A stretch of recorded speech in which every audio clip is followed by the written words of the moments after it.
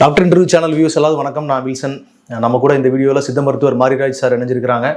இந்த வீடியோவில் வந்து நம்ம தோல் அலர்ஜினால் ஏற்படக்கூடிய பிரச்சனைகள், குறிப்பாக கரப்பான் பற்றி நிறைய பேச போகிறோம். அதனால் இந்த வீடியோ கடைசி வரைக்கும் பாருங்கள். இது வரைக்கும் ஒருவேளை நீங்கள் எங்கள் சேனலை சப்ஸ்கிரைப் பண்ணாமல் இருந்தீங்க அப்படின்னா இந்த வீடியோ பார்க்கும்பொழுது சேனலை கண்டிப்பாக சப்ஸ்கிரைப் பண்ணிடுங்க. சப்ஸ்கிரைப் பண்ணும்போது பக்கத்தில் இருக்கக்கூடிய பெல் பட்டனை கிளிக் பண்ணி ஆல் ஆப்ஷனை செலக்ட் பண்ணிக்கோங்க. எங்கள் சேனலில் இன்டர்வியூ தரணும் அப்படின்னு விருப்பப்படக்கூடிய மருத்துவர்கள் நீங்கள் எங்களுடைய வாட்ஸ்அப் நம்பரில் நீங்கள் தொடர்பு கொள்ளலாம்.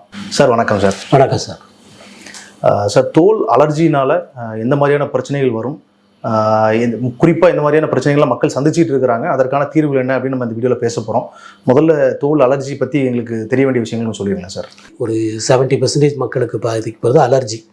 எல்லாத்துக்கும் அலர்ஜி வரும்.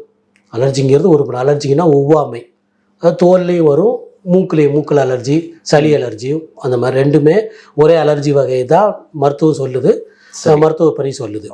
நாட்பட போகும்போது அது எக்ஸிமா வருது. அலர்ஜிங்கிறது காமனான அலர்ஜிங்கிறது. கரப்பான் அப்படிங்கிறது எக்ஸிமா அப்படிங்கிறது வேறு வேறா இல்ல? ஒன்னேதான். எக்ஸிமாவுக்கு நேர் பதம் வந்து தமிழ் பதம் வந்து கரப்பான். சரி. அலர்ஜினா பொதுவா வந்து என்ன சொல்றோம்னா, ஒண்ணு இப்ப நம்ம வாட்ச் கட்டியிருக்கோம், ஒண்ணு பட்டுருச்சு மேல, லேசா அந்த இடத்துல எரிச்சல் வரும், சொறிவும், சொரிச்ச உடனே ரெட்டிஷ் ஆகும், அப்புறம் சின்னதா குருத்து மாதிரி வரும், அதுல நீர் கோர்க்கும்.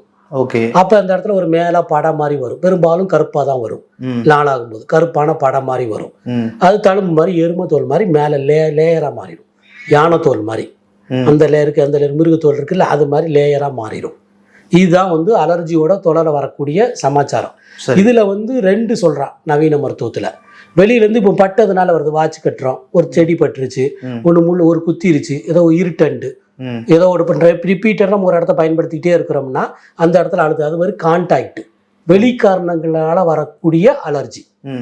வெளிக்காரணம் உணவாக இருக்கலாம், நிறைய இருக்குது. உணவு, சுவாசிக்கிறது, மேலே படுறது, சாப்பிட்றது, ஸ்ட்ரெஸ்ஸு, வெளியிலேருந்து வரக்கூடிய ஸ்ட்ரெஸ்ஸு, ஃபுட்டு மாறுறது, எல்லாத்துக்குமே ஒரு அலர்ஜி எல்லாத்துக்குமே எப்போனாலும் வந்துடும். அது வந்து டெம்பரவரியாக அப்போ விட்டு அலர்ஜி ஆகி அது ஓரளவு ஒரு வாரத்தில் சரியாக போயிடுச்சுன்னா அது சாதாரண அலர்ஜி. ஓகே. அதை எக்ஸிமான், கிரானிக் எக்ஸிமான்னு கொண்டு போக வேண்டியது இல்லை. புரிஞ்சுதுங்களா? லேட்டர் ஸ்டேஜில் பெர்மனண்டாக ஒரு வாரம் வரும், அடுத்து ஒரு வாரம் விட்டுருவாங்க, அப்புறம் சரியாச்சு ஒரு தேங்காய் எண்ணெய் போடுவான், சரியாயிரும். திரும்ப ஒரு வாரம் கழிச்சு ஒரு 10 நாள் கழிச்சு லைட்டாக வரும், அப்பவும் தேங்காய் எண்ணெய் போடுவான். 3ஆவது ஒரு மாத்திரையை போடுவான், டாக்டர் பக்கத்தில் உள்ள மாத்திரை போயிட்டு அவியல் குரூப் இந்த மாதிரி மாத்திரையை போடுவாங்க. போட்ட உடனே கொஞ்சம் மாறுபல கிடக்கும், கொஞ்ச நாள் தானாகவே வராமல் போயிடும். அதுக்கப்புறம் அது கிரானிக்காக மாறும்போது அவனுக்கு லேயர் மாதிரி ஃபார்ம் ஆகும். புரிஞ்சுங்க? வெளிப்புறயோகம் வெளியிலேருந்து வர்றது ஒன்று, உள்ளுக்குள்ளேயே பிறவிலேயே வர்றது இருக்குது. ஒருத்தருக்கு ஒரு பொருள் ஒத்துக்காதுன்னு இருக்கும். உங்களுக்கு ஒரு பொருள் இருக்கும், எனக்கு ஒரு பொருள் இருக்கும். அந்த ஒரு போனால் நமக்கு அலர்ஜி வரலாம், அரிப்பு வரலாம், சாப்பிட்ட உடனே அலர்ஜி வர்றது, தடிப்பா வீங்கிறது. உடனடி அலர்ஜியில் அந்த காணாக்கடின்னு ஒன்று இருக்குது. அது வந்து இந்த உடனடி அலர்ஜியில் காணாக்கடிங்கிறது கிளைமேட் முதற்கொண்டு, நம்மளோட குளிர்ச்சி ஏசியில் இருக்கும்போது, குளிக்கும் போது, வெந்நீர் படும்போது எறும்பு கடிச்ச மாதிரி அப்படியே தடிச்சிடும். அது கரப்பான் கீழே வராது, அது காணாக்கடி, அச்சிக்கரியான்னு தானா. அது நம்ம மருத்துவத்தில் வந்து காணாக்கடி, காரணம் இல்லாத கடி. திடீர்னு ஒரு நம்ம உடம்புல வந்து இம்யூனோகுளோபின் ஐஜின்னு ஒன்று இருக்குது, அது ஏறி தடிப்பாக வந்து தானாக மறைஞ்சிரும். சரி. சில பேர் இது பெர்மனண்டாகவும் இருக்கும். அதுக்கு அவியிலும் இந்த ஆன்டிஹிஸ்டமின் மாத்திரையில் ஏதோ ஒன்று மாத்திரை பேர் சொல்கிறது, அப்புறம் ஸ்டீராய்டு போட்டு ரெகுலராக மாத்திரை சாப்பிட்ற நிறைய பேர் உருவாயிட்டாங்க. இது ஒரு அலர்ஜியில் ஒரு வகை. இந்த அலர்ஜியில் வந்து தோல் மாறுபாடு நிறைய நடக்காது, தோலை கலர் மாறுறது, தடிப்பு வருது பெரும்பாலும் நடக்காது. ஆனால் வந்து இந்த அலர்ஜியில் நம்ம சொல்கிற வெளியிலேருந்து போகக்கூடிய அலர்ஜி, அப்புறம் வந்து உள்ளே வரக்கூடிய பிறப்பிலேயே வந்து ஐஜின்னு சொல்லி அந்த அலர்ஜி உடம்பு, கரப்பான் உடம்பு அப்படின்னு சொல்லி சில பேருக்கு அந்த தோல் கெட்டு போயிருக்கும். தோலும் பரம்பரை தானே, நம்முடைய கலரு பரம்பரை, நம்மளுடைய எல்லாமே பரம்பரையிலேருந்து வர்றதா. ஸோ அது மாதிரி சில பொருட்கள் பிறவிலே ஒத்துக்காமல் இருக்கும். பெர்மனண்டாக அவங்களுக்கு சின்ன கொசு கடிச்சா கூட அலர்ஜி வந்துடும், சொரிஞ்சிருவாங்க, தடிப்பாயும், அப்படியே பெர்மனண்ட் பேஷண்டாக மாறிடுவாங்க. இப்போ சில பேருக்கு வந்து அலர்ஜி வருது, சீக்கிரமே குணமாயிருது. சில பேருக்கு அந்த அலர்ஜி வருது, அது லாங் டைமாக இருந்து கரப்பான் மாதிரியான பிரச்சனைகளை கொடுக்குது. இதற்கு காரணம் அவங்க உடலில் இருக்கக்கூடிய அந்த அலர்ஜி தன்மை. அலர்ஜிங்கிறது ஈஸ்னோஃபில் கண்டின், ஐஜின்னு சொல்லுவோம். இதில் வந்து இயல்பாகவே அதிகமாக இருக்குது. சரி சார். இதுக்கான காரணம் கண்டுபிடிக்கப்படலை. எல்லாத்துக்கும் எல்லா பொருளும் அலர்ஜி இல்லை. சரிங்களா? இப்போ நவீன மருத்துவ புக்கிலே வந்து எக்ஸிமான்னு ஒரு வியாதி கிடையாது. எக்ஸிமானு பேஷண்ட் இருக்கிறாங்க, எக்ஸிமேட்டஸ் பேஷண்ட் இருக்கிறாங்க. சரி, புரிஞ்சுங்களா? நீ அதோட காரணத்தை நீக்கணும், காஸ்டிவ் ஆர்கானிசம் நீக்கணும். ஓகே. நீ எக்ஸிமா பேஷண்ட்டை ட்ரீட் பண்ணணும். அப்புறம் வந்து அவனோட தோலுக்கு வந்து நீ மரியாதை கொடுக்கணும், ரெஸ்பெக்ட் ஸ்கின். இதுதான் எக்ஸிமேட்டிஸ். இது வந்து ஆக்சுவலாக சித்த மருத்துவம், நம்ம மருத்துவத்தோட தத்துவங்கள். ஒவ்வொரு பேஷண்ட்டு வேற வேறன்னு சொல்கிற மாதிரி இந்த எக்ஸிமால ஒவ்வொரு பேஷண்ட்டு வேற வேற காரணம் மாறுபடுது இல்லை. சரி. ஸோ அதனால் வந்து இந்த மாதிரி எக்ஸிமா பேஷண்ட்னு சொல்கிறாங்க. இதில் வந்து குழந்தைகள் இந்த பரம்பரை வருது இல்லை, பரம்பரையினால் வருது. ஒருத்தர் கரப்பான் உடம்போடு இருக்காரு, கரப்பான் ஈஸியாக அலர்ஜி ஆயிடுதுன்னா இது வந்து குழந்தைகளுக்கே வரும். இந்த இம்யூனோகுளோபின் இயல்பாகவே அதிகமாக இருக்கும். எனக்கு ஈசனோஃபிலியா இருக்குன்னு சொல்லுவாங்க. சளியும் வரும், ஸ்கின் அலர்ஜியும் வரும். சரி, புரிஞ்சுதுங்களா? இப்போ உங்களுக்கு பட்டா லேசா அந்த இடத்துல சொரிஞ்சு விட்டுறீங்க, அது அலர்ஜி இல்லை. நீங்க சொரிஞ்சுக்கிட்டே இருக்கிற மாதிரி இருக்குதுன்னா அலர்ஜி இருக்குது. இப்போ அதே மாதிரி முதுகுல பார்த்தோம்னா, நம்ம சளியில பார்த்தோம்னா பத்தி பொறுத்தவரைக்கும் ஒத்துக்கல. ஒரு தும்மல் வந்துச்சுன்னா ஓகே, அந்த அலர்ஜி சரியாயிருச்சு. 10 தும்மல் 20 தும்மல் வந்தா அலர்ஜி இருக்குன்னு அர்த்தம். அந்த அலர்ஜி இந்த அலர்ஜியும் ஒன்று தான். ஸ்கின் சென்சிட்டிவா இருக்குது. இது சென்சிட்டிவ் ஸ்கின்னு, சென்சிட்டிவ் நம்ம உடம்பா மாறிடும். இதுல வந்து குழந்தைகளுக்கு நிறைய சொல்றாங்க அட்டோபிக் டெர்மடைட்டிஸ்னு ஒன்று இருக்குது. சரிங்களா? இது பெரம்பலே இவங்களுக்கு வந்து இந்த சளியும் தும்மல் வரும், அலர்ஜிக் ரைனைட்டிஸ், தும்மல் வரும், மூக்கடைப்பு வரும், சளி பிடிக்கும், வீசிங்கா மாறும், தோல்லையும் அரிப்பு இருக்கும். இது குழந்தையா இருக்கும் போது வந்துடும். புரிஞ்சுதுங்களா? சித்த மருத்துவத்தை குழந்தைகளுக்கு தான் கரப்பானை பத்தி நிறைய பேசுறான். அப்படி ஏன்னா பரம்பரை குழந்தைகள் தான் பெரியவங்க தான் தப்பு பண்ணுவோம். நம்ம குழந்தைகளுக்கு கரப்பான் வந்தா கொஞ்ச நாள் இருக்கும் போயிரும்ல சார், அப்படிதானே நடக்குது? உள்காரணத்துல வரக்கூடிய காரணத்தை பொறுத்து இருக்குது, அந்த லெவலை பொறுத்து இருக்குது. குழந்தையா இருக்கும்போது ரொம்ப நாள் கரப்பான் குழந்தைகளுக்கு ஏன் சொல்றாங்க, நம்ம வெளிக்காரணம் இல்லாம உள்காரணத்துல வர்றது குழந்தைகளுக்கு தான் அதிகம். தன்னோட உடம்பு காரணத்துல வர்றது, வயசானவங்க நம்ம பண்ற தப்புனால வர்றது, அலர்ஜியில போய் சிக்கிறது, சாப்பிடுறது, மிட் நைட் பிரியாணி சாப்பிடுறது, இதெல்லாம் தான் ஒரு காரணம். சரி, நம்ம இந்த கலப்படமான உணவுகள் இருக்குல்ல, இதை சேர்க்க நம்ம சொல்லியிருப்போம், அதை தான் இப்ப சேர்க்கிறோம் நம்ம நிறையாவே. ஸோ அது மாதிரி அதனால வர்றதுனால வெளி காரணத்தினால வர்றது கூட ஈஸி. அது சில பேருக்கு, அது யாருக்கு அதிகமாக வரும்னா, இந்த கரப்பான் ஏற்கனவே அலர்ஜி கொஞ்சம் இருக்கிறவனுக்கு இந்த வெளிக்காரணம் சேர்ந்துச்சுன்னா சிவியர் ஆகிடுவான். சரி சார், நாங்கள் வந்து கரப்பான் பற்றி இன்னும் கொஞ்சம் நல்லா புரிஞ்சுக்க முயற்சி பண்ணுறோம்.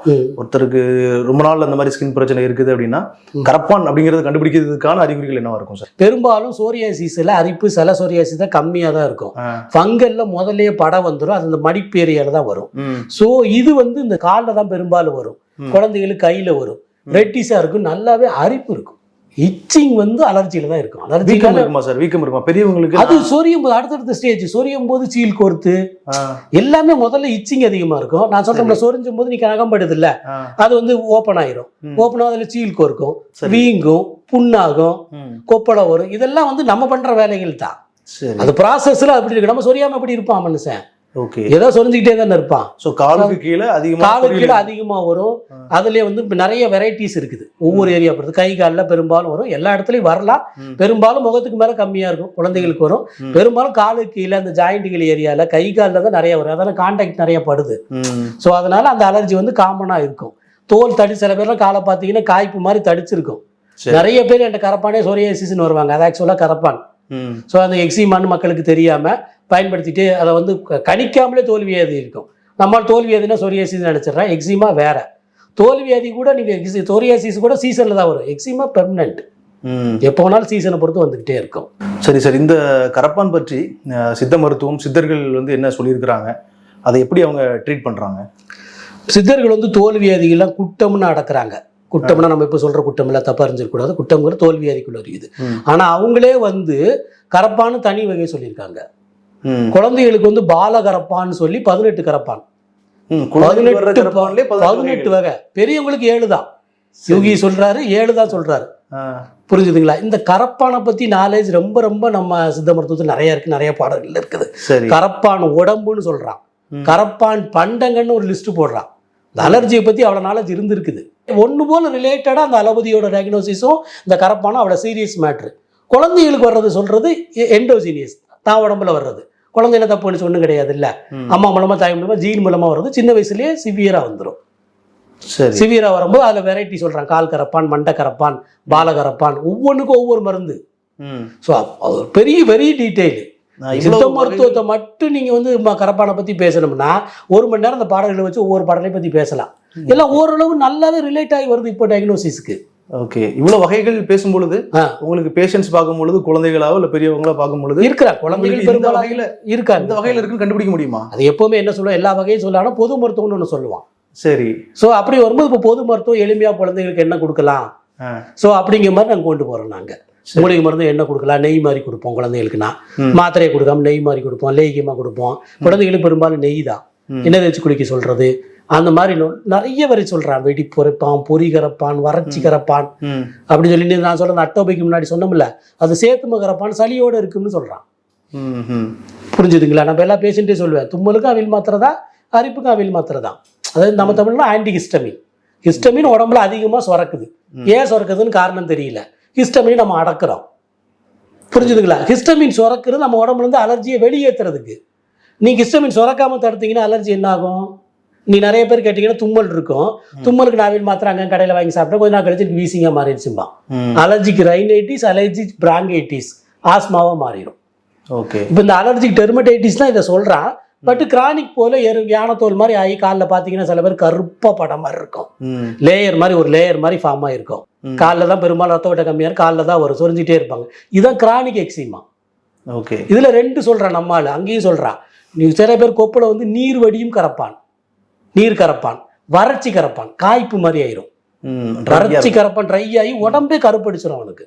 நீங்க ஆளை பார்த்தீங்கன்னா கலர் மாறி மாறி இருப்பான். சரி. வறட்சி கரப்பான், நீர் கரப்பான், ஒன்னொன்னுக்கு தனி வைத்தியம் சொல்லியிருக்கான். அது வீப்பிங் எக்ஸிமா செப்டிக் ஆகுதுன்னு அறிகுறி. அது புண்ணாகும் போது இங்க நெருக்கேற்ற வரைக்கும் வந்துடும். இது சின்ன வியாதியா இருக்கும், ஆனா சிவியர் அலர்ஜிங்கிறது ஒரு பெரிய டாபிக். சரி. அதனால நம்ம சொல்றத பண்ணலாம். சித்த மருத்துவத்தின்படி வந்து அலர்ஜினால வரக்கூடிய இந்த கரப்பானை வந்து முழுமையா குணப்படுத்துற மாதிரி நோயின்னு சொல்றாங்களா, இல்ல நீண்ட நாள் மருந்து சாப்பிட்டுட்டே இருக்கும்? இந்த குணமாகுமான்னு ஒரு பெரிய பிரச்சனை. இது வந்து வாழ்க்கை முறை சம்பந்தப்பட்ட வியாதி. சரி. ஒருத்தனுக்கு டெய்லி 4 லட்டு சாப்பிடுவேன், சுகர் கண்ட்ரோலா இருக்குன்னு சித்த மருத்துவத்துல சொன்னாங்க, நடக்குமா? புரிஞ்சுதுங்களா? இது வந்து உணவு கடை என்ன அலர்ஜின்னு கண்டுபிடிக்கணும் ஃபர்ஸ்ட்.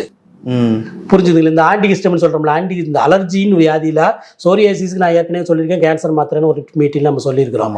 அலர்ஜிக்கு ஸ்டீராய்டு எதிர்ப்பு சக்தியை வந்து தேவையில்லாத வேலை செய்யல, ஆன்டி ஹிஸ்டமினை குறைக்கிற மாதிரி ஸ்டீராய்டு தான் மருந்து. இந்த ஐஜி லெவலே நான் குறைச்செல்லாம் காமிச்சிருக்கோம். நம்ம யூசினோஃபில் லெவல்லே குறைக்க முடியும். புரிஞ்சுதுங்களா? இப்போ மக்களுக்கு புரியுது, நான் இந்த வியாதி வந்துருச்சு, நான் ஒத்துழைப்பு கொடுப்பேன், எனக்கு என்ன அலர்ஜின்னு கண்டுபிடிப்பேன். புரிஞ்சுதுங்களா? இதுல என்ன அலர்ஜி கண்டுபிடிச்சா தூசு கொசுன்னு வந்து இந்தியாவில் வாழ முடியாது. ஸ்பெசிஃபிக் தேங்காய் அலர்ஜி, பால் அலர்ஜி, அது நிறுத்தினா சரியா போய் மறந்த வேண்டியதில்லை. ஓகே. இப்போ இந்த பாரம்பரியம் இருக்கவனுக்கு அலர்ஜிக்கு தோல் உனக்கு கெட்டு போய் இருக்குது மற்றவங்களோட, அப்போ கரப்பான் பண்ண சாப்பிடக்கூடாது. சில பழக்க வழக்கத்தை மேற்கொண்டு முழுமையா செஞ்சு அலர்ஜி குணப்படுத்த முடியும். அலர்ஜிக்கு நீ ஸ்டீராய்டு இல்லாம கட்டுப்படுத்தி அந்த காணாக்கடி அரிப்பில்லாம் அடுத்த 2 நாள்ல குறைக்க முடியும் நம்மளால. புரிஞ்சுதுங்களா? அதே மாதிரி வந்து நம்மளுடைய இந்த கிரானிக் அலர்ஜி, தோல் தடிமன், எல்லாத்தையும் புண்ணாகிற தன்மை, தோல் தடிமர்கள் லேயர்லாம் குறைச்சி கலர்லாம் மாற்ற முடியும். ஆனால் கொஞ்சம் டைம் எடுக்கும், பொறுமை விடாமுயற்சி இதில் இருக்கணும். இருந்தால் சித்த மருத்துவம் சிறப்பாக வேலை செய்யும். மருந்து இல்லை. மக்களுக்கு என்ன பிரச்சனைன்னா, நிறைய விஷயங்களுக்கு மருந்து இல்லை. புரிஞ்சுதுங்களா? மருந்து இல்லாதவே மருந்து இல்லை, நிறைய ஸ்டீராய்டு தான் மருந்து. ஆனால் இங்கே வந்து எப்போ குணமாகும்? 10 நாளில் குணமாகுமா? இப்படி கேட்கறதுனால அர்த்தமே இல்லையே. நீ வாழ்க்கை முறையை மாற்றணும், நீ மலச்சிக்கல் வராமல் பார்த்துக்கணும், நிறைய கண்டிஷன்ஸ் இருக்குது. இல்லை வெளிக்காரணத்தை நிறுத்தினா வெளிக்காரத்தை, உள்காரணத்தையும் நம்ம சரி பண்ணலாம். சரி சார். அடுத்து எங்களுக்கு வந்து மக்களுக்கு வீட்டு வைத்திய முறைகளில் இந்த கரப்பான கண்ட்ரோல் பண்ணுறதுக்கு, சரி பண்ணுறதுக்கான வாய்ப்புகள் எந்த அளவுக்கு இருக்குது, அது சம்பந்தமான டிப்ஸ் இருந்தால் எங்களுக்கு கொடுங்களேன். அலர்ஜி முதல்ல வந்துருச்சு ஒருத்தனுக்குன்னா, நான் முன்னாடியே சொல்ல அருகம்புல் குடிநீர், அருகம்புல் ஒரு பிடி, ஒரு 5-6 மிளகு, 2 வெத்தலை, கஷாயம் போட்டு காலையில் தண்ணி 2 டம்ளர் தண்ணி ஊற்றி 1/2 டம்ளரை வச்சு ரெகுலராக குடிக்கலாம். சளி இருந்தாலும் பரவாயில்ல, எந்த அலர்ஜி இருந்தாலும் பரவாயில்ல, ஓகே, பிரச்சனையே இல்லை. நீ ரெகுலராக குடிக்கலாம், அருகம்புல்ல எந்த பிரச்சனையும் கிடையாது. ஒன்று, கொஞ்சம் அலர்ஜியிலே அரிப்பு நிறையா இருக்குது, கொஞ்சம் வந்து ஆள் வந்து இதாக இருக்கிறான், சூட்டு உடம்பாக இருக்கிறான் அப்படின்னா, இந்த சளி அலர்ஜி பெருசாக இல்லை, ஆனால் ஸ்கின் மட்டும் அலர்ஜி இருக்குன்னா மருதாணி, மஞ்சள், மிளகு என்ன செய்யணும் சார்? மஞ்சள் அரைச்சி மை மாதிரி துவையல் மாதிரி அரைச்சி காலையில் ஒரு உருண்டை விழுங்கணும். அது பேர் கற்கம்னு பேர். மருதாணி உள்ள போலாமா? சாப்பிடலாம், தாராளம் சாப்பிடலாம். மருதாணி விஷம் மடியெல்லாம் கிடையாது, தொடர்ந்து சாப்பிடலாம், ரெகுலர் சாப்பிடலாம். இந்த 2மே தொடர்ந்து சாப்பிடதான் சொல்லியிருக்கிறேன். சரி சார், ஓகே. நீ ஒழுங்கா டைரி மாதிரி மெயின்டைன் பண்ணி அலர்ஜி என்னன்னு கண்டுபிடிக்கணும். ஃபர்ஸ்ட் கண்டுபிடிச்சனாலே அவனுக்கு பாதி பிரச்சனை தீர்ந்து போச்சு. இதெல்லாம் எனக்கு அலர்ஜி ஆகுதுன்னா தனிப்பட்ட முறையில் அலர்ஜி வேற இருக்கும். அதெல்லாம் நோ எக்ஸிமா, எக்ஸிமேட்டஸ் பேஷண்ட்.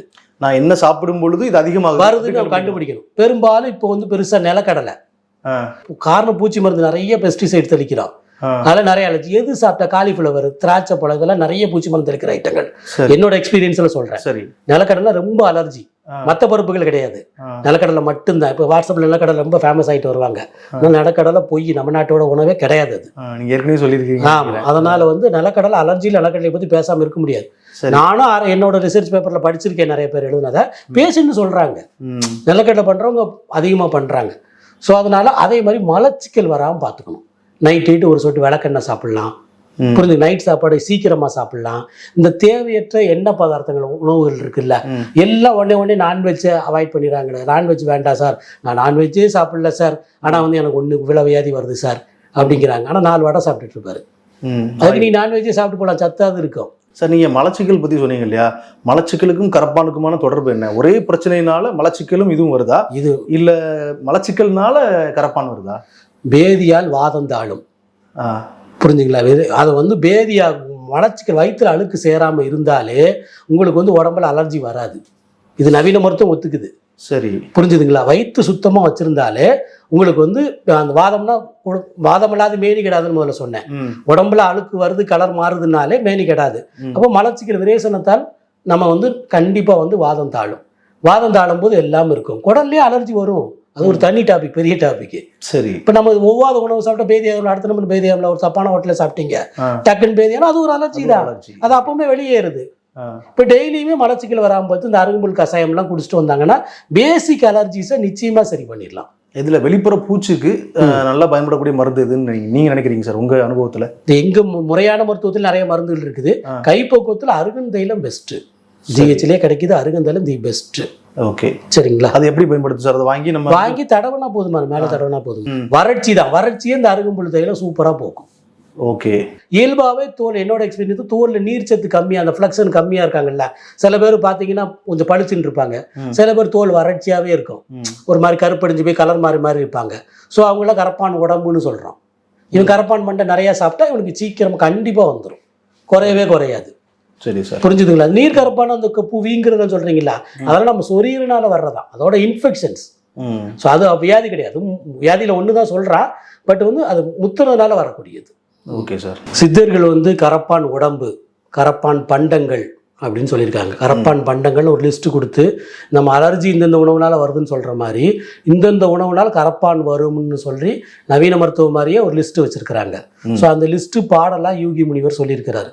ஸோ அந்த பாடலாம் நம்ம இப்போ பார்ப்போம். பெருகும் சோளம் மிருகும் பெருங்கம்பு வரகு காருடன் வாழையின் காயோடு உரைகொள் பாகல் கெளிற்று மீன் உண்டில் விரிவதால் கரப்பான் மிகுந்ததே. இதுல வந்து கம்பு, சோளம், வரகு, திணை, காரு, அப்புறம் வந்து பாகக்காய், வாழைக்காய், அப்புறம் வந்து கெளிற்று மீன் சொல்றான். மீன் வெரைட்டி எல்லாமே சொல்லிடலாம். ஸோ இதெல்லாம் லிஸ்டா போட்டிருக்காங்க. இது ஒவ்வொருத்தருக்கும் தனிப்பட்ட முறை இருக்குது. இது பொதுவான கரப்பான் பண்டம், ஒவ்வொருத்தரும் தனியான கரப்பான் பண்டம். நவீன மருத்துவமும் பொதுவான அலர்ஜி, உங்களுக்கு தனிப்பட்ட அலர்ஜி என்ன இருக்குது. ஸோ அப்படிதான் பிரித்து சொல்லியிருக்காங்க. ஸோ இதில் சிறுதானியம் வர்றதுனால பெரும்பாலும் தோல்வியாதி ரெகுலராக இருக்கிறவங்க சிறுதானியம் அளவாக பயன்படுத்தணும். சிறுதானியத்தில் அரிசி மாதிரி மட்டை அரிசி அப்படி மாதிரி வடிக்கிற மாதிரி அரிசிகள் கொஞ்சம் பயன்படுத்தலாம். இந்த வரகு திணை, இந்த பொட்டு எடுக்கிறோம்ல, பொட்டு எடுத்து மேலே தோலை நீக்கிற சமாச்சாரங்கள் எல்லாம் கொஞ்சம் அளவாக தான் பயன்படுத்தணும், தேவையானதான் பயன்படுத்தணும். சாப்பிட்டு பார்த்து நீங்கள் செக் பண்ணிக்கணும், இது சாப்பிட்டா எனக்கு அரிப்பு வருதான்னு வச்சுக்கணும். நான் பொதுவான லிஸ்ட்டு எல்லா இடத்துலையும் கொடுத்தாச்சு. சரி சார், நிறைய பேர் வந்து இந்த கரப்பானோட ரொம்ப நாள் தொடர்ந்து வாழ்ந்துட்டே இருக்கிறாங்க. எப்படின்னா வீக்கம் இருக்குது, ஊறல் இருக்குது, சொரிகிறாங்க, நீர் வடியுது, அதோட அட்ஜஸ்ட் பண்ணிட்டு அப்படியே லைஃப் தள்ளிட்டே போயிட்டே இருக்கிறாங்க. நீண்ட நாள் கரப்பானால வேறு ஏதாவது பிரச்சனைகள் வருமா? நீண்ட நாள் கரப்பான் இந்த சுகரோட சேர்ந்தா புண்ணு ஆறாது, புண்ணாக்குறதுக்கு வாய்ப்பு அதிகம். அவங்க வெறுத்துருவாங்க, மனசு வெறுப்பு. ஏற்கனவே மைண்ட் சைக்கோ சொமாட்டிக் டிஸார்டர் தான். நீங்க கரப்பான் உடம்புக்காரனா ஸ்ட்ரெஸ்ஸாக தான் இருப்பான், ஆள் படபடப்பாக தான் இருப்பான். புரிஞ்சுதுங்களா? அந்த சோரியாசிஸ் எல்லாம் நோயினால அவனுக்கு டென்ஷன் வரும். இது வந்து இவனுக்கு பெர்மனண்டா திரும்ப திரும்ப வந்துகிட்டே இருக்குது. மருந்து சாப்பிட்டே ஏதாவது வித்தியாசம் தெரியுது, இதுக்கு போய் நம்ம எதுக்கு சாப்பிடணும், இப்படிங்க மாதிரி மனநிலை. அவ்வளவு உணவு கட்டுப்பாடு எவ்வளவு நாள் இருப்பான்? புரிஞ்சுதுங்களா? சோரியாசிஸ் கூட பனிக்காலத்துல வந்து வெயில் காலம் வரும்போது கொஞ்சம் ரெடி ஆயிடுவான், அவனுக்கு பிரச்சனை இல்லை. ஒரு லெவலுக்கு மேல உணவு கண்டுபிடிச்சா லிஸ்ட் கம்மி தான். கரப்பான அவனுக்கு அலர்ஜி டெய்லி கூட செஞ்சுட்டு இருந்திருக்கலாம், அவன் கடைசி வரைக்கும் கண்டுபிடிக்க மாட்டான். ஸோ அதனால் வந்து அந்த லிச்சனிஃபிகேஷன் சொல்லுவோம், மேலே யானை தோல் மாதிரி ஆயிரும், கரெக்டான யானையோட சொரசொரப்பு மாதிரி தோல் ஆயிரும். அவன் பார்த்தீங்கன்னா சொரிஞ்சுக்கிட்டே இருப்பாங்க, சொரிய சொரிய சொரிய சொரிய சொகன்னு சொல்ற மாதிரி சொரிஞ்சுக்கிட்டு இப்போ நெருக்கிட்டு வீக்கம் வந்துடும். புரிஞ்சுதுங்களா? அலர்ஜியில் வந்து பெருசா இது இல்லை. ஓகே, புரிஞ்சுதுங்களா? இதுல என்ன பண்றது என்னன்னா, எதிர்ப்பு சக்தியை ஆன்டிஹிஸ்டமினை குறைக்கிறோம், ஸ்டீராய்டு கொடுக்குறோம். பட் வந்து நம்ம சித்த மருத்துவம் வந்து இம்யூனோ மாடுலேட்டர், எதிர்ப்பு சக்தியை தேவையானவர். தும்மல் வந்து அனுப்பி வந்து தேவைப்பட்ட அலர்ஜி வரும்போது மட்டும் அரிப்பு ஏற்படுத்து, அலர்ஜி இல்லாத போது நீ அரிக்காத அப்படிங்கிற மாதிரி உடம்புக்கு நினைவுறுத்துற மாதிரி மருந்துகள் நிறைய கொடுப்போம். நவீன மருத்துவத்தில் அலர்ஜி நீ தும்மலே வராத, அரிப்பே வராத அப்படின்னா தோலும் கட்டி போயிடும், மூக்கு நுரையீரலும் கெட்டு போயிடும். அந்த அலர்ஜி பெர்மனெண்ட் ஆயிரும்ல, அந்த அலர்ஜி அவனுக்கு ஒத்துக்குள்ள உள்ளே போய் வேலை செஞ்சுக்கிட்டே இருக்கும். திடீர்னு ஒரு காலம் அக்ரிவேட்டன் வரும். ஸோ அந்த இம்யூனோ மாடுலேட்டர் எதிர்ப்பு சக்தியை சரியான வகையில் திசை திருப்பி தேவையான மட்டும் வேலை செய்யுன்னு சொல்கிறதுல மூலிகைகள் நம்பர் 1 வகிக்குது. இந்த எதிர்ப்பு சக்தினால் வரக்கூடிய பிரச்சனைகள், இந்த நிறைய பேர் சோரியாசிஸ் எக்ஸிமா குழப்பிடுவாங்க. சோரியாசிஸ் நமக்கு எதிராக வேலை செய்கிறது சோரியாசிஸ் எதிர்ப்பு சக்தி நம்ம தோல் அதிகமாக முளைக்கிறது. இது இது ஒத்துக்கொள்ளலை. ஒவ்வாமை ஒரு பொருள் ஒத்துக்கொள்ளவில்லை என்றால் நவீன மருத்துவப்படி ஒத்துக்கொள்ளவில்லை தான், அது உங்களுக்கு ஒத்துக்காது. புரிஞ்சுக்கலாம். அதை ஒத்துக்கொள்ள வைக்க முடியாது. அதை உடம்பை தான் தயார் பண்ணுறாங்க. நமக்கு ஒத்துக்கொள்ள வைக்கவே முடியும். உடம்பை நம்ம தயார் பண்ணி அவனை வாழ்க்கை முறையை மாற்றி எல்லாமே அந்த பொருளை பெருசாக பாதிப்பு வராத ஒத்துக்கொள்ள வைக்க முடியும். ஸோ அதனால தான் நாம் இந்த கரப்பான் மூலிகை மருந்துகள் மிக்க பலனை கொடுக்கும். சரி சார், நீங்கள் கரப்பான் இருக்கிறவங்களுக்கு வெளிப்புறமாக பயன்படுத்துறதுக்கு நிறைய வீட்டு வைத்திய முறைகள் சொல்லிட்டீங்க. இது தவிர மருத்துவம், சித்த மருத்துவம் சைடு அப்படின்னு பார்த்தோம்னா நல்ல பலனளிக்கக்கூடிய சித்த மருந்துகள், மூலிகைகள், இந்த மாதிரி ஏதாவது விஷயங்கள் மக்களுக்கு சொல்ல முடியுமா? அஃப்கோர்ஸ் அவங்க கண்டிப்பாக மருத்துவத்தை தனியாக அவங்களே சுய மருத்துவம் பார்க்கக்கூடாது, நீங்கள் நிறைய தடவை சொல்லியிருக்கிறீங்க. அதை புரிந்து கொண்டாலும் மக்களுக்கு சில மருந்துகள், இந்த மருந்துகள்லாம் நல்லா வேலை செய்ய வாய்ப்பு இருக்குது அப்படி இருக்குதா? இதில் கடையில் கிடைக்கிற மருந்தில் கரப்பான் தைலம்னு ஒன்று இருக்குது. அது மருத்துவரை பயன்படுத்தணும். சரி. அருகன் தைலமும் நீங்கள் பயன்படுத்தலாம். அப்புறம் புண்ணு இருந்துச்சுன்னா புங்க எண்ணெய் அந்த மாதிரி பயன்படுத்தலாம். பூவரசம்பட்டை சேர்ந்த மருந்துகள், கைப்பக்குவமாக பூவரசம்பட்டை சேர்ந்த மருந்துகள் பயன்படுத்தலாம். சிறு செருப்படைன்னு ஒரு செடி இருக்குது. புரிஞ்சு, இது தேடி தான் கண்டுபிடிக்கணும். திருநெல்வேலி ஏரியாவில் வறண்ட குளத்துல கடந்து கிடைக்கும். அதை எடுத்து அதையும் வெங்காயத்தில் வெள்ளை வெங்காயம் இருக்குது, ரெண்டையும் சேர்த்து பயன்படுத்தலாம். அது மருத்துவர் அறிவுரையோட பயன்படுத்துங்க. கிடைக்காத முறையில் கொஞ்சம் தேடி பயன்படுத்துங்க. ஆனால் பக்க விளைவு இல்லை, ஆனால் தேடணும். எளிமையா கிடைக்கிறது. வெளிப்புறம் பயன்படுத்துறதா? இல்ல, உள்ள குடிக்கலாம், உள்ளே சாப்பிடலாம். வெளிப்புறம் தான் அந்த புங்கம் எண்ணெய். மருத்துவத்துல சிவப்பு எண்ணெய்னு ஒண்ணு சொல்லியிருக்கான். நம்ம சோரியாசில சிவப்பு களிமண் ஒண்ணு சொல்லியிருப்போம். இந்த சிவப்பு எண்ணெய் இது ஒண்ணுதான். நாங்க பயன்படுத்துறது கருஞ்சீரக சூரணம். எல்லாத்துக்கும் பொதுவான மருந்து. எல்லாம் இன்னைக்கு பரங்கிப்பட்டை, அருகெல்லாம் நிறைய தெரிஞ்சு போச்சு. கருஞ்சீரக சூரணம்னு சொல்லி பெரும்பாலும் மருந்து கடையில பெருசா கிடைக்கிறது இல்லை. பட் நாங்க பயன்படுத்துறது அந்த கருஞ்சீரகத்துல சிவனார் வேம்பு இருக்குது, பரங்கிப்பட்டை இருக்குது, வெள்ளருகு இருக்குது, இந்த நீங்க சொல்ற அந்த சிறு சிறுபடை இருக்குது. ஸோ இதெல்லாம் இருக்கிறதுனால எல்லாம் கலந்து வந்துருது. இந்த சூர்ணம் கருஞ்சீரகம் கொஞ்சம் பங்கு அதிகமாக இருக்கும். ஆனால் உடனே கருஞ்சீரகம் சொன்னால் கருஞ்சீரகத்தை மட்டும் தனியாக பயன்படுத்தக்கூடாது. கருஞ்சீரகம் சூடு, கருஞ்சீரகம் இல்லாமல் பயங்கரமான சூடு. கருஞ்சீரகம் பயன்படுத்த ஒரு 5 சொட்டு எண்ணெய் குடிக்கலாம், தப்பு இல்லை. கருஞ்சீரகம் தனியாகவும் பயன்படுத்தலாம். இந்த கருஞ்சீரக சூர்ணம் பொதுவாக பேச்சோரிக்கு அந்த காணாக்கடிக்கும் கேட்கும், அலர்ஜிக்கும் கேட்கும். ரெகுலராக சாப்பிடலாம். மருத்துவரோட ஆலோசனைப்படி ரெகுலராக சாப்பிடலாம். புரிஞ்சுதுங்களா? ரொம்ப சிவியராக புண்ணாக ரசகந்தி மிளகு, நந்தி மிளகு, பலகரை பஸ்பம், பரங்கிப்பட்டை சூரணம், கந்தக சேர்ந்த மருந்துகள். இந்த கந்தகம் எல்லா மருத்துவத்திலையும் இருக்குது. ஸோ அந்த மாதிரி கந்தக சேர்ந்த மருந்துகள் தோல்வியாதிக்கு நல்லது. ஆனால் மருத்துவர் கண்டிப்பாக அறிவுரையை தான் பயன்படுத்தணும். ஆரம்ப நிலை விழிப்புணர்வுக்காக நம்ம சொல்கிறோம். புரிஞ்சுதுங்களா? எண்ணெயை தான் பார்க்கணும்னு இல்லை, அருகில் உள்ள சித்த மருத்துவர் அணுகி இந்த மாதிரி வைத்தியம் பண்ணிக்கோங்க. மலச்சிக்கல் வராமல் கண்டிப்பாக பார்த்துக்கோங்க. சரி. உணவுல கவனம் வைங்க. உணவு தான் நோய்க்கு, கரப்பானுக்கு நோய்க்கு தாய் உணவு. சரி சார், உணவுல இப்ப சித்தர்கள் சொன்ன ஒரு சில பண்டங்கள் நீங்க சொன்னீங்க, இதெல்லாம் தவிர்க்கிறது நல்லது அப்படிங்கிற மாதிரி. இதை தவிர உங்க அனுபவத்துல கரப்பான் நோயாளிகள் தவிர்க்க வேண்டிய உணவுகள் ஏதாவது இருந்தா அதை எங்களுக்கு சொல்லுங்க. நிலக்கடலை ஏதாவது சேர்த்தா நல்லது, இந்த மாதிரி உணவுகள்லாம் நீங்க எடுத்துக்கிட்டீங்கன்னா உங்களுக்கு நல்லது அப்படிங்கிறது இருந்தாலும் சொல்லுங்க. நிலக்கடலை மெயின், காலிஃப்ளவர், இனிப்பான நிறைய பழங்கள், அப்புறம் இந்த கலப்படம், இரவு உணவு லேட்டா சாப்பிடுறது, கலப்படங்கள். நம்ம எண்ணெய் பதார்த்தத்துல பெரும்பாலும் நம்ம தயிர் சேர்க்க மாட்டோம். இப்போ ஃபுல்லா உணவுகள் தயிர் சேர்த்த உணவு, தயிர் பூரி இப்படிலாம் வருது. இந்த சில கலப்படங்கள், தயிர் சாதத்தோட மீன் சாப்பிட மாட்டோம். அது மாதிரி இப்போ நான்வெஜ் பயன்பாடு அதிகம். நான்வெஜ் கெடுதல் சொல்லலை, பட் அந்த அளவுக்கு வேலை செய்கிறீங்களா, அந்த அளவுக்கு சுத்தமாக பயன்படுத்துறீங்களா அப்படின்னு பார்க்க முடியும். இந்த அலர்ஜி இருக்குல்ல, இப்போ ஹோட்டலில் செய்கிற அஜினோமோட்டோ, இந்த கலர் ரியேஜென்ட்ஸு, இதெல்லாம் முதல்ல அலர்ஜி வரும். அது நல்லது, அது விட்டு அது கேன்சராக மாறிடும். ஸோ அந்த மாதிரி அலர்ஜி உணவுகளை கண்டிப்பாக அவாய்ட் பண்ணணும். கொஞ்சம் உணவில் மிக்க கவனம் வைக்கணும். மிளகு நிறையா சேர்த்துக்கோங்க. புரிஞ்சுக்கலாம்? முக்கியமானது 10 மிளகு இருந்தால் பகைவன் வீட்லேயும் சாப்பிடலாம். அது விஷத்தையை முறிக்கும் போது அலர்ஜி முறிக்குமா, முறிக்காதா? ஸோ அதனால் அந்த ஒவ்வாமையை ஈஸியாக மிளகு சளியும் கேட்கும், இதையும் கேட்கும். சொல்லும்போது அருகம்புல் பயன்பாடு நிறைய பயன்படுத்துங்க. ஸ்ட்ரெஸ்ஸை கண்டிப்பாக குறைங்க. உணவு தான், உணவு நீங்கள் டைரியை மெயின்டைன் பண்ண சொல்லுவேன். சில பேருக்குலாம் சின்ன பசங்க நிறைய மருந்தும் கொடுக்க முடியாது, அவன் டைரியை மெயின்டைன் பண்ண சொல்லுவேன். என்ன நுகர்ந்தா வருது, என்ன சாப்பிட்டா வருது, எது மேலே கை வச்சா வருது, என்ன மைண்ட் செட்டில் இருந்தால் வருது. நீங்கள் மலச்சிக்கல் அதிகமாக இருக்கவங்களுக்கு அரிப்பு இருக்கும் காமனா. ஸோ இது அது மாதிரி நம்ம வந்து உள்மருந்துகள் ஒழுங்கா சாப்பிட்டா அந்த எருமத்தோல் யானத்தோல் மருக்குல அந்த மாதிரியும் குறைக்க முடியும். Super sir. நான் குடிச்சு கொடுத்துருக்கேன். சிவனார் வேம்பும் எல்லா தோல்வியாதிக்கும், சோரியாசிஸ் கேட்கும், குட்டத்துக்கு கேட்கும், கரப்பானுக்கு கேட்கும். நம்ம கரிஞ்சீர சொத்துல சிவனார் வேம்பு சேருது.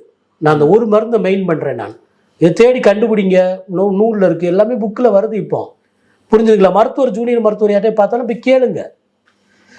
புரிஞ்சுது? நான் சொல்றேன், அந்த காணாக்குறின் பேய்ச்சூரி சொல்றோம்ல, அதெல்லாம் வாழ்க்கை ஃபுல்லா ஸ்டீராய்டு சாப்பிடுவான். வாழ்க்கை ஃபுல்லா கரப்பான ஸ்டீராய்டு சாப்பிட்றவன் நிறைய இருக்கான். நீ வீசிங் கூட பஃப் அடிச்சுட்டு சைட் எஃபெக்ட் இல்லாமல் போயிருக்குவான். ஆனால் தோல் வியாதிக்கு வந்து இது கொல்லவும் செய்யாது. மருந்து தான் 40 வயசுக்கு மேலே ஸ்டீராய்டு ஆரம்பிக்கிறான்னா அவனுக்கு கண்டிப்பாக சுகர் வந்துடும். ஏன்னா உடம்புல வாட்டர் கண்டென்ட் வெளியே விடாது. அது ஸ்டீராய்டு இப்போ காமனாகவே எல்லாரும் பெரிய டயபெட்டிக்கு, எல்லாருமே டயபெட்டிக்கோட தான் இருக்கிறோம். நம்ம கொஞ்சம் தான் பார்டரில் இருப்போம். ஸ்டீராய்டு சாப்பிடும்போது சேர்த்து வந்துடும். ஸோ அதனால் தெளிவான வாழ்க்கை முறை மாற்றம், உணவு பழக்க வழக்க மாற்றம், அருமையான சித்த மருந்துகள் உங்களை கரப்பான் வந்து வெளிக்கொண்டு வரும். சரி சார், நிறைய மருந்துகள், நிறைய டிப்ஸ் சொல்லிட்டீங்க. இப்போ குழந்தைகளுக்கு கரப்பான் இருக்கும் பொழுது அந்த அந்த குழந்தைகளுக்கு இருக்கக்கூடிய தாய்மார்கள் என்ன செய்யணும், அவங்களுக்கு ஏதாவது என்ன செய்யணும் என்ன செய்யக்கூடாது அப்படிங்கிற அறிவுரைகள் சொல்லுங்களேன். குழந்தைக்கு வீட்டு வந்து நம்ம சோவியின் பயன்படுத்தும்ல பலகரை, ஆமாம், அதை வந்து பஸ்பமாக்கி நாங்கள் கொடுக்குறோம். அந்த பலகரையை பயன்படுத்தலாம்.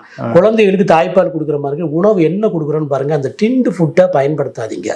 ஃபர்ஸ்ட் முடிஞ்ச அளவு மருத்துவர் அணுகுங்க. சிவியர் லைட்டாக இருந்தால் பரவாயில்ல, அருகம்புல் லைட்டுங்க, அருகன் தையில மேலே போட்டுக்கலாம். பிள்ளைங்களுக்கு கொஞ்சம் மோஷன் மாதிரி பண்ணுங்க. இந்த ஜங்க் ஃபுட்ஸை முதல்ல அவாய்ட் பண்ணுங்க.